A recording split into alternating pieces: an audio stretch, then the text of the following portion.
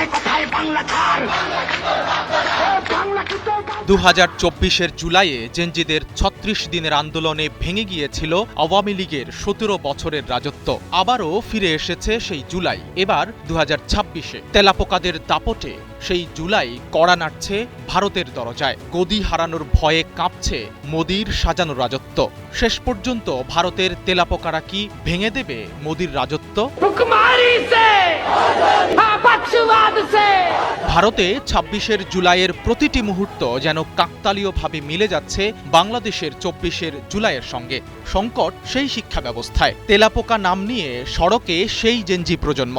পার্থক্য শুধু দুটি আলাদা দেশ। ছাত্রদের চাওয়া পাওয়ার নেই কোনো পার্থক্য। 20 জুলাই নিট পরীক্ষার প্রশ্নপত্র ফাঁসের ঘটনায় ভারত জুড়ে শুরু হয় শিক্ষার্থীদের জোর আন্দোলন। সেই জেরে ইতোমধ্যেই দেশটির শিক্ষা সচিব বিনীত যোশীকে সরিয়ে দিয়েছেন নরেন্দ্র মোদী। তবে ছাত্রদের মূল দাবি শিক্ষামন্ত্রী ধর্মেন্দ্র প্রধানের পদত্যাগ, যা এখনও পূরণ হয়নি। ভারতে সৃষ্ট অচলাবস্থা নিরসনে সরকারের প্রতিনিধিদের সঙ্গে বৈঠকে বসেছেন তরুণদের নেতৃত্বাধীন ককরোচ আন্দোলনের নেতারা। তবে আলোচনা শুরু হলেও দেশ জুড়ে চলমান বিক্ষোভ কর্মসূচি এখনই স্থগিত করা হবে না বলে আন্দোলনকারীদের পক্ষ থেকে সাফ জানিয়ে দেওয়া হয়েছে। ছাত্রদের আন্দোলনে অন্যতম সমর্থক সোনম ওয়াংচুক ভারতের স্বাস্থ্যমন্ত্রী নাড্ডার উপস্থিতিতে 26 দিন পর অনশন ভেঙেছেন।